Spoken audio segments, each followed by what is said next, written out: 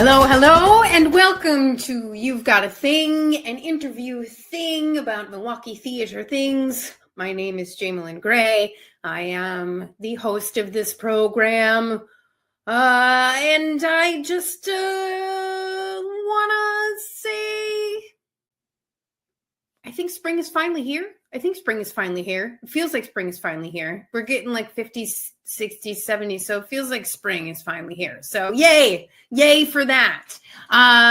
But we've just been through a big old weekend of some big shows closing, and so the spring is kind of winding down as far as like spring productions are concerned, are kind of winding down. And so we have a good one for you today. We've got Molly Rhode, who's the director of Sister Act at Skylight Music Theatre, with us for this program today. And she's going to talk about that little journey and what that show is all about.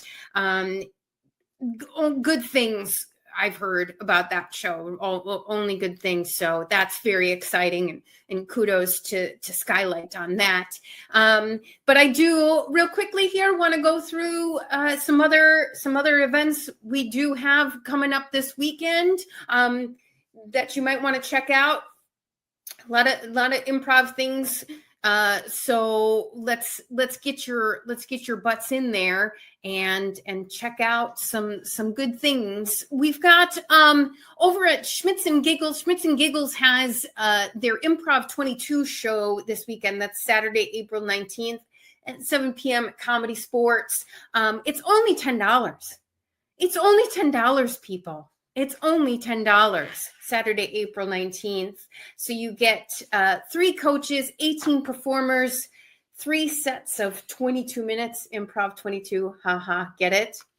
Wink, wink, nudge, nudge. Wink, wink, nudge, nudge. And so you can get your butts in there to check that out.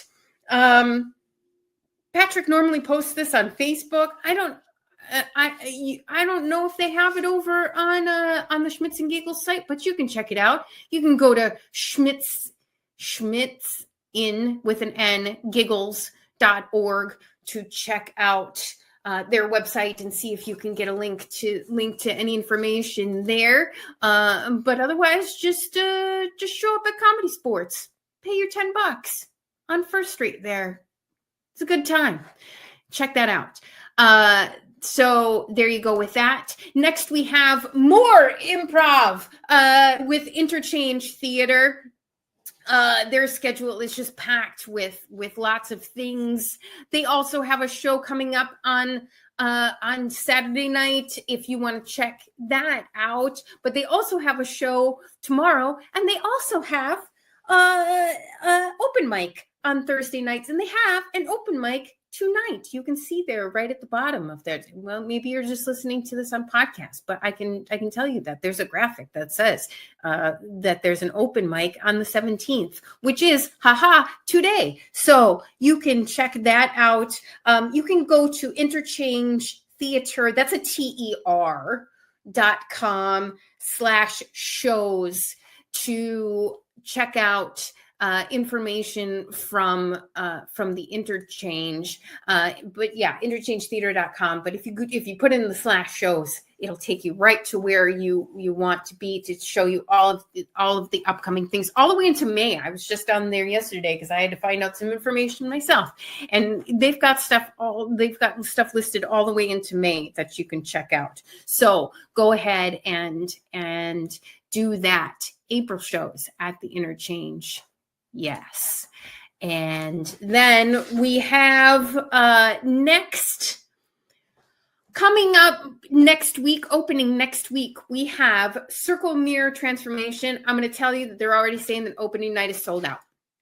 So you're kind of out of luck on opening night, but it's going to run all the way through May 18th, so you can check that out as well. But they have a couple of previews starting April 23rd. This is by Annie Baker, Circle Mirror Transformation Mirror. I think I just did mirror, which I think is very Wisconsin. Mirror. Circle Mirror Transformation over at Next Act. It's about 4 lost New Englanders, and they enroll in a community center drama class to experiment with theater games and find meaning in their lives. And over the course of the 6 weeks, hearts are torn apart. Tiny wars of epic proportions are waged and won. It's a great comedy, and it's like I said, opening night is already sold out. People are already looking forward to this one. So I would go ahead and think about getting your tickets, because I think it's going to be a good one. People are really looking for comedies right now. I can tell you that, just from the information that I've seen going around this spring. People are really, really into the uplifting, into the comedies, into even dark comedy, even Mark McDonough comedy. People were really interested in dark laugh, light laugh, musical laugh, any kind of laugh. People are looking for laughs. And so you can, for Circle Mirror Transformation, to find tickets for that, you can go to nextact.org for that one, nextact.org, to check out all the times and information you could possibly need on that. Next, we have, it is Autism Awareness Month. If you are not aware or have not been aware, Autism Awareness Month is just a time to recognize the talents and contributions and diversity within the autism community. According to the World Health Organization, the estimated global prevalence of autism spectrum disorder is around 1 in 100 children. So there's a real good chance that you know an autistic person, and it's just a good time to pause and take some time to be aware of the people around you that have been diagnosed with autism spectrum disorder or on the spectrum. And you can go to autisticadvocacy.org to find out more information about how you can be a better supporter, be a better advocate. It's a really great website that promotes self-reliance and self-sufficiency within the autistic community, and being self-directive. And so that's a movement that has gained some traction, which is great, that people can have more control over their lives and their own lives, and how to do that. And then finally, it like I said, being in Wisconsin, it's a good reminder to be aware of your own alcohol consumption. As a sober person myself, I became aware of my alcohol consumption a long time ago. 8 years now. I've been alcohol free, and it's been a real great improvement in my life. I can tell you that. Started a theater company and haven't looked back. And so Alcohol Awareness Month right now is just an opportunity to update your knowledge about alcohol use disorder. Because there's a wide variation in that as well, and the impacts of alcohol misuse on health and society. So you can go to niaaa.nih.gov to find out more information about Alcohol Awareness Month and the effects of it on all of our lives. If you would like to investigate that. But for right now, what I'd like to do is switch over to an interview again with Molly Rhode, wonderful, bright person who exudes excellent energy, and you can listen to her thoughts on Sister Act over at Skylight Music Theatre, and we'll do that right now. And with me today is Molly Rhode, the artist extraordinaire we have this week, who happens to be, for this iteration, the director of Sister Act, happening right now at Skylight Music Theatre. You guys opened a little while ago, not too long ago, but so we're catching you in the run. Yeah, we're in the thick of it. Thank you so much for carving out some time for this little thing we call You've Got a Thing here. And how are you today? I'm great today. Thanks for having me. Great. What fun. Great. Yes. I do my best with all the technology available to try and get more butts in seats. We appreciate you. That's what we need. That's what we need. Everybody needs. But I'm very excited to hear about Sister Act. I have not seen it yet, full disclosure, but I will. Sure. I will be getting in there because I have two friends in it, so I have to. I have to go. Amanda Satchel and Nicole McCarty are two friends of mine, and so I have to get my butt over there. They're so good. They're so good. I love them. I have no doubt. So tell me a little bit. Can you tell people for those who don't know who you are out there? Can you just talk a little bit about your artistic journey and maybe how you came about to coming to direct Sister Act?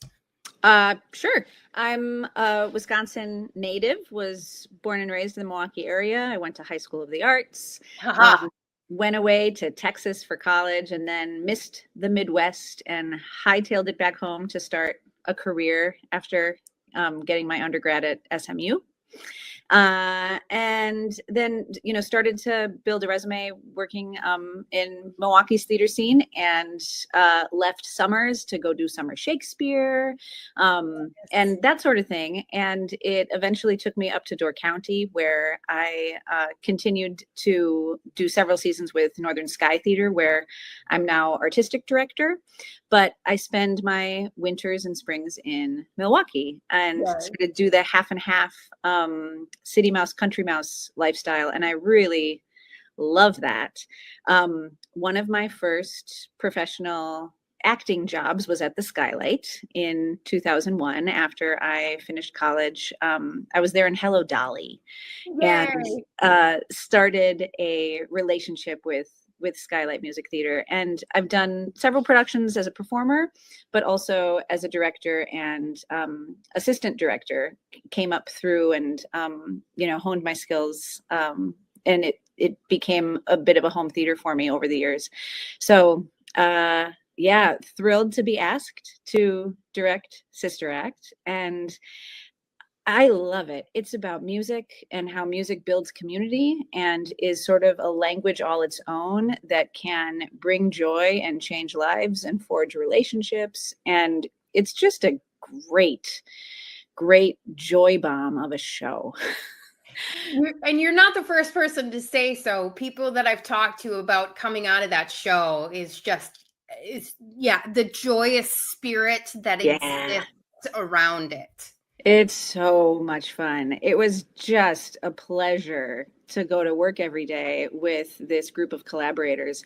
It's a fantastic cast. There are oh my gosh, there's so much talent in the room. But also everybody's personality is just infectious. There's really big laughs. There's, a lot of cut ups, a lot of fun. And the script itself is hysterical. It's a really well-crafted comedy. So we just got up to a lot of no good while we were working on the piece and had the time of our lives. And so to be able to now have audiences enjoying that work is really exciting. The Skylight was just ecstatic to, have this one close out the season with a big old, big old party. Yeah. But for people who don't know, this was actually a movie before it was a musical. For us old school people, remember it was from the 90s. The 90s, yep, early 90s, and then mid 90s there was a sequel. Sister Act and Sister Act 2. Different generations have different, loves of each, but they're both really great. And both star Whoopi Goldberg, and Whoopi was a really integral part of producing this Broadway version, this adaptation for the stage. And the musical is just extraordinary. It takes all the best parts of that movie and then explodes them. And there's more music, and there's tons of choreo. The choreographer of our production is Alexis J. Roston, who is out of Chicago, but Milwaukee audiences have really gotten to know Alexis. She's been over at Milwaukee Rep a lot in playing icons like Nina Simone and Ella Fitzgerald and Billie Holiday, and but she's also a dynamic mover and shaker, and her choreography for this show is infectiously joyful. It is so much fun and funny. I've never laughed at choreography the way I laugh at this. That's at awesome. This show. Yeah, it's really great. That's awesome. So how many cast members are there? Because from what I've seen, it's a 17. Big show. Yeah, it's a good show. 17. That's awesome. And a lot of local talent in this one, as far as I know. Yep, that's right. It is headed by two extraordinary women. Mona Swain is playing our Dolores Van Cartier, and Janet Metz is the Mother Superior. And wow, they're absolutely amazing as individuals, but together they really spark the awesome conflict and the dynamic, tit for tat that goes on as they both characters change and grow throughout the piece. And it's the tension in the show is really based on the two of them and how their characters interact and how they underestimate each other. And as the story moves along and through music, they come to find a lot of commonality, much more so than they expect. And it's incredibly moving. Like, that's, I think, one of the big surprises of the show is you kind of go in expecting to laugh and expect to have a lot of sparkly singing and dancing going on, but it's surprisingly moving, the emotional journey for these characters by the end of the piece. So it kind of gives you everything. It's a show that's got it all. Can you give a little bit of the backstory of the story of why Dolores Van Cartier ended up? Sure, yeah. The basic synopsis of the show is that Dolores is a nightclub singer, and she witnesses a murder. She witnesses a crime, and she basically needs to be put into a witness protection program. And the officer that is assigned to her case comes up with this great plan to put her in hiding in a local convent. And of course, her lifestyle is not at all, doesn't jive with the convent life. And when she arrives, she thinks she's just going to be there and lay low. But the Mother Superior, in order to sort of keep things status quo at the convent and keep her as protected as possible, she requires her to wear a habit and to live the life that the nuns live in the convent while she is there. So there's a lot of push and pull between the two of them as they work out this arrangement. And Dolores really struggles with it. And Mother Superior is very triggered by Dolores as well. They both really push each other's buttons. But the show really comes to life when Dolores is assigned to help with the choir. So the choir at the Queen of Angels Church is not the best choir, not a very experienced choir, not Mhm. necessarily very in tune or in tempo. They are comically bad at the top of the Mhm. show. And she gets in there and she gives them a series of education and music lessons and changes up the dynamic. She basically brings her nightclub act into the church and adapts it to be appropriate to the mass. And so it's a kind of singing that these women have never done together, and it just lights them up, and it changes everything about the inner workings of their convent. And she's an agent of change in Yeah. that space. And at first, the Mother Superior is really scared of that, and by the end, everybody is embracing it, and they realize that the difference between religion and musical spirituality are really one and the same thing. It's great. It's really great. You should go. I will go. I will go. I think other people should go. But why do you think is the number one reason that people should see this show? It'll lift you up. It's, it's hard out there right now. We're all kind of struggling, and this is a pick me up. It was really a gift to work on this. And a couple hours at the theater and you will really leave restored. You'll feel rejuvenated, restored, happier. You'll get that serotonin going. It's sort of a balm and a delight right now. I really feel like it's sort of an antidote to anxiety. Like I said, that's exactly what I've been hearing from people who have seen it, and people walking out of there. It's just a real joyful experience to get to have. So yeah, the finale of the show, the final song, is called "Spread the Love Around," and it really, I mean, it encapsulates exactly what the show is trying to do.